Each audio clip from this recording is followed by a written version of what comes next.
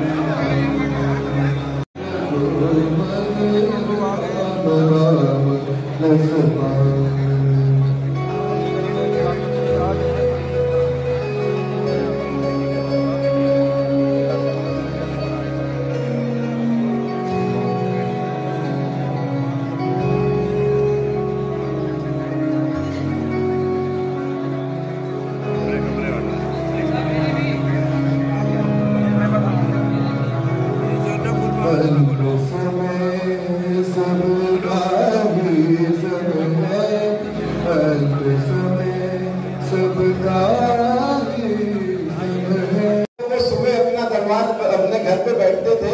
हमें लगता है कि लगभग 300-400 क्षेत्र के लोग जो उनसे क्षेत्र रिलेटेड नहीं भी थे वो आया करते हैं और बिल्कुल वही रूप उनमें दिखता है। हम सिंघी जी को पुनः बहुत बहुत धन्यवाद देंगे कि वो आप हमारे छोटे से निवेदन पे अपना प्रोग्राम रखते हुए हैं। हमारी साधना सिंह जी जो कि हमारे राज्यसभा सदस्य हैं वो भी आई हुई है। कृपया उनका हमारे महामहिम जी का स्वागत करेंगे। इन्हीं शब्दों के साथ में हम अब चूंकि समय की बाध्यता है हम अपनी वाणी को विराम देते हैं। जय व्यापारी, जय व्यापार मंडल, भारत माता की।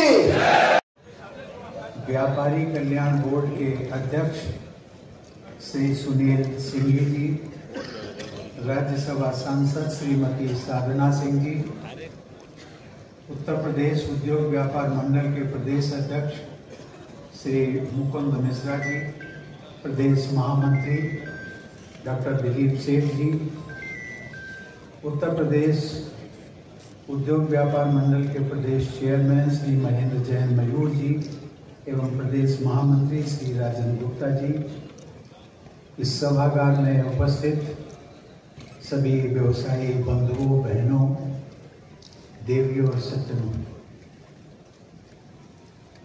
आज जब मैं इस हाल में प्रवेश कर रहा था तो मुझे बहुत पुरानी स्मृतियां मानस पटल पर आई। जब मैंने अपना राजनीतिक जीवन शुरू किया था, ये सबसे पहले इसका निर्माण जो कराया गया था और इसका नामकरण हुआ आदरणीय लालजी टंडन के माध्यम से और अटल जी के नाम पर। इस सभागार में न जाने कितने भारतीय जनता पार्टी के उनके योगदान की आवश्यकता है और विशेष करके इस देश के व्यापारी समुदाय। अगर हम इतिहास की भी ओर देखें तो हम देखेंगे कि जब जब राष्ट्रीय पुनर्निर्माण का अवसर सामने आया है तो हमेशा भारत के व्यवसायी समुदाय ने आगे बढ़ चढ़ कर देश सेवा की बुलंदियां उठाया। एक उदाहरण के रूप में हम सब लोग जानते हैं भामाशाह का नाम, उनसे हम लोग परिचित हैं। वो न केवल एक समृद्ध व्यापारी थे बल्कि एक सच्चे राष्ट्र सेवक थे।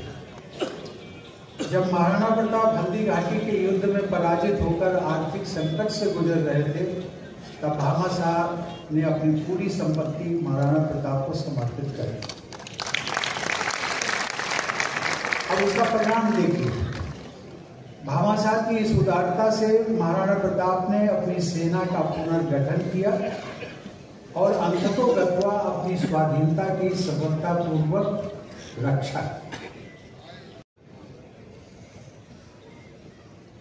और उसमें भी हमने देखा है कि व्यापारी वर्ग केवल आपकी संस्था नहीं, पूरे देश के, हमें उस समय में राष्ट्रपति भवन में था, पूरे देश के जो हमें आंकड़े मिल रहे थे उसमें व्यापारी वर्ग सबसे आगे बढ़ चढ़ करके पूरे देश को जो है किसी ने ये महसूस नहीं किया कि हमारी जो दैनिक आवश्यकताएं हैं, दवाइयों की व्यवस्था, लोग वो था व्यापारी वर्ग। आज जब हम विकसित भारत के लक्ष्य की ओर बढ़ रहे हैं, ऐसे में व्यवसायिक समुदाय की भूमिका पहले से कहीं और अधिक हो जाती है। मेक इन इंडिया हो, स्टार्टअप इंडिया हो, डिजिटल इंडिया हो, आत्मनिर्भर भारत हो, इन सभी अभियानों को सफल बनाने में व्यवसायिक समुदाय की भूमिका अत्यंत आवश्यक है। आज जब मैं यहाँ आ रहा था तो मैंने मुख्यमंत्री जी से बात की थी, इसके पहले भी, और आज भी पूछा, और उसका उल्लेख भी उन्होंने किया। मैंने कहा आप मेरे से, मैं पूर्व राष्ट्रपति, ठीक है आप सबके बीच से निकल करके गया, पूर्व राष्ट्रपति रह चुका हूँ, बिहार का राज्यपाल रह चुका हूँ, संवैधानिक पद पर रह रहा। आपका व्यापारी वर्ग का समुदाय का एक महासम्मेलन होता है, हो रहा है, आप हमसे क्या अपेक्षा करते हैं, अब किस विषय पर बोलूं?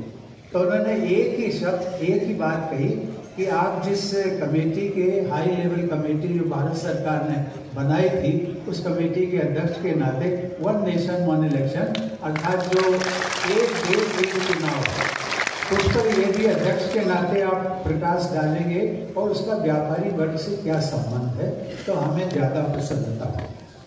और इसीलिए मैं इस विषय पर अपनी छोटी सी, ये विषय बहुत लंबा है, बहुत लंबा है, इसमें यदि कम से कम हमें 2-3 घंटे मिलते तो शायद इस विस्तार पर, लेकिन अंततोगत्वा जिसकी बात सुनील सिंह जी ने कहा, उनको मैंने कहा कि ये एक ऐसी कल्पना है, ऐसा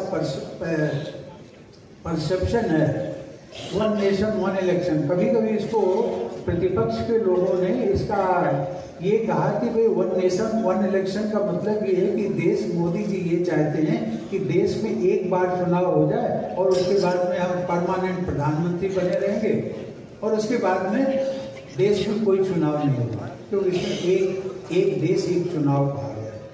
ये एक गलत धारणा है। ये एक अंग्रेजी में कहा जाता है कैच फ्रेज, लोग समझते हैं, वो समझते हैं कैच फ्रेज। कैच फ्रेज वो शब्द होता है जो कानों को सुनने में अच्छा लगता है, ये वैसे ही है वन नेशन वन इलेक्शन।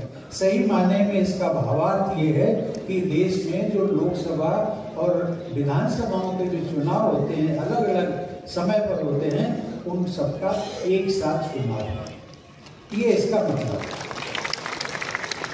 मैं, आप सब लोग जानते हैं, बहुत सारे पुराने लोग, जब देश आजाद हुआ था तो 1951 से और 1967 तक, मतलब 5 जो जनरल इलेक्शन हुए हैं, आम चुनाव हुए हैं, वो एक साथ 5 आम चुनाव के साथ हो सकते हैं।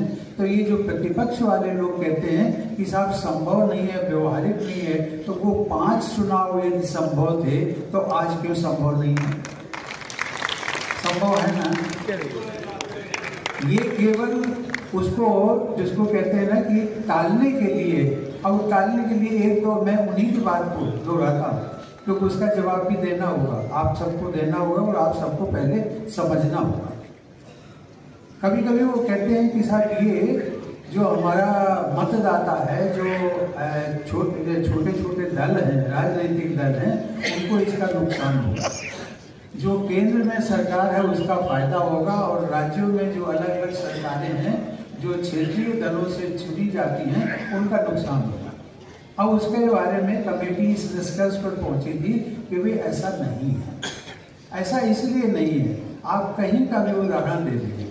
एक दिल्ली का उदाहरण दिया, दिल्ली की सब लोग जानते थे, लोकसभा का जब चुनाव होता है तो भारतीय जनता पार्टी के पक्ष में 7 सीटें चली जाती हैं, और जब प्रदेश का चुनाव होता है तो केजरीवाल साहब को चली जाती है, उनकी सरकार बन जाती है। इसी तरीके से आप उड़ीसा का ले लीजिए, जब वहाँ आप जनता के विकास के लिए, जनता को गवर्न करने के लिए केवल उनको 3.5 साल देते, आप प्रदेश की जनता पर नाइंसाफी कर रहे हैं। बहुत बड़ी बात है, एक संवैधानिक नाइंसाफी है, और कोई भी पॉलिटिकल पार्टी हो, सब यही करते हैं, इसको कभी लोग सोचते नहीं हैं। अब ये 1.5 साल यदि आप मान करके चलिए कि एक 20 साल का यदि आप निकाल दीजिए तो आपको कितना हो जाएगा? 6 साल। 6 साल 20 साल में आप 6 साल आपके चले गए। केवल आपने 20 साल में 14 साल आपने शासन किया है, मतलब विकास के काम आपने 14 साल किए। ये आपको सबसे बड़ा नुकसान जो है प्रदेश का होता है, सबसे बड़ा आपका नुकसान देश का, और देश का होता है अर्थात आगे आने वाली जो पीढ़ी है उनका। अब आपकी मजबूरी अलग है, आप कुछ नहीं कर सकते, बच्चों की मजबूरी अलग है। इससे शिक्षा जगत की जो शिक्षा का स्तर है हमारा वो कम होता है, और जब शिक्षा का स्तर कम होगा तो आपके बच्चों का जो टैलेंट है, प्रतिभा है, उसका जो विकास का उसका ग्रेडेशन होना चाहिए था वो नहीं हो पाता, और इसलिए हमारी शिक्षा पर भी जो है वो फर्क पड़ता है। इनका ये 2 चीज़ों का मैंने जानबूझ करके जिसका सीधा सीधा संबंध है आप लोगों से, उसका मैंने उल्लेख किया। इसके बहुत सारे पहलू हैं, उनमें मैं नहीं जाना चाहता हूँ, लेकिन देवी और सज्जनों, मुझे ये जानकर प्रसन्नता हुई कि प्रदेश सरकार और व्यवसायी समुदाय, कुछ मुझे जानकारियाँ भी मिली कि समुदाय व्यापारी व्यवसायी समुदाय दोनों प्रदेश के विकास के लिए पारस्परिक सहयोग को बढ़ावा दे रहे हैं। मुझे ये भी बताया गया कि प्रदेश के प्रत्येक जिले में हर माह प्रशासन, उद्यमियों और व्यवसायियों की एक बैठक होती है, जिसमें उद्योगपति और व्यवसायी अपनी समस्याओं को प्रशासन के सामने रखते हैं। मुझे ये भी जानकर खुशी हुई कि व्यवसायी समुदाय के हितों को ध्यान में रखकर सरकार ने जीएसटी के नियमों के सरलीकरण के लिए भी प्रयास किए। आज जब हम विकसित भारत के लक्ष्य की ओर बढ़ रहे हैं, तब व्यवसायिक समुदाय के सामने कई महत्वपूर्ण अवसर और जिम्मेदारियां हैं। स्वदेशी उत्पादनों को बढ़ावा देकर उत्तर प्रदेश को मैन्युफैक्चरिंग का केंद्र बनाना, शिक्षा और स्वास्थ्य के क्षेत्र में निवेश कर सामाजिक उन्नति सुनिश्चित करना, सेवा और कृषि क्षेत्र में नए अवसरों का निर्माण करना, ये सभी क्षेत्र व्यवसायिक समुदाय के नेतृत्व की इच्छा करें। उद्यमी, व्यवसायी और व्यापारी समुदाय राष्ट्र निर्माण और आर्थिक विकास की यात्रा के इंजन हैं।